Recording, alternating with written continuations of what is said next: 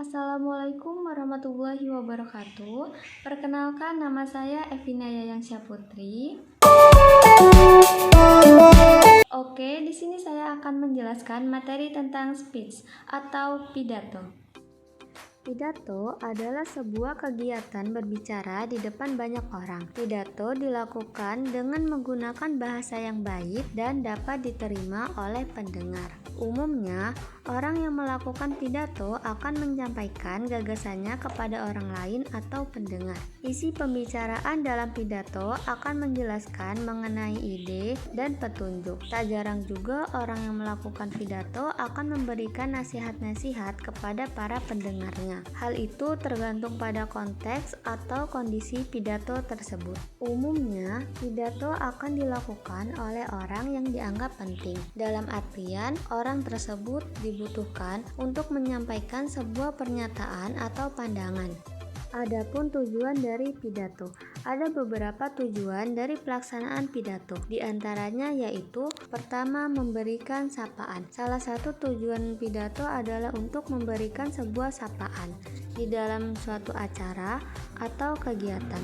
Umumnya akan dibuka dengan sapaan. Inilah yang membuat pidato diperlukan. Pidato dalam tujuan ini adalah memberikan pembukaan atau kalimat-kalimat sapaan kepada pendengar atau khayalan umum. Yang kedua, memberikan informasi.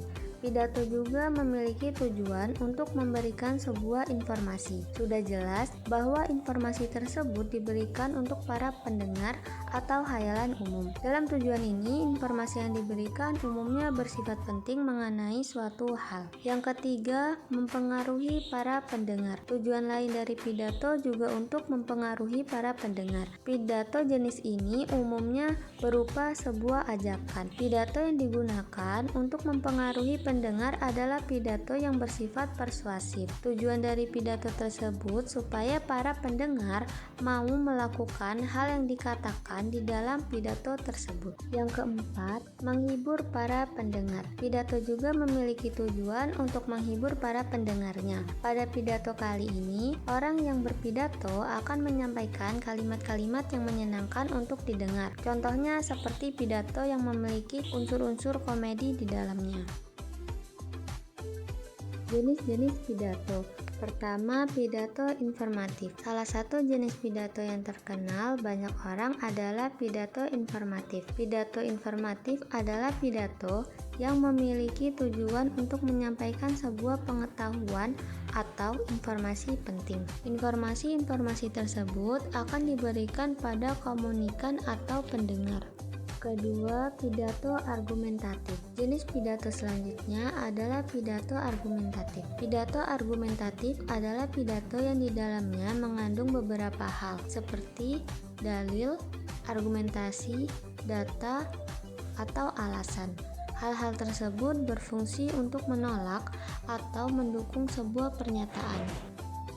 Ketiga, pidato rekreatif. Jenis pidato selanjutnya adalah pidato rekreatif. Pidato rekreatif juga sering disebut dengan pidato kekeluargaan. Pidato jenis ini umumnya akan menyuguhkan sebuah kegembiraan. Keempat, pidato persuasif. Tujuan dari pidato persuasif adalah untuk mempengaruhi pendengarnya. Persuasif adalah proses untuk mempengaruhi pendapat. Sebelum melakukan pidato, biasanya orang akan membuat teks pidatonya terlebih dahulu. Untuk membuat teks pidato, kamu perlu mengetahui struktur dari teks pidato. Berikut ini adalah struktur teks pidato.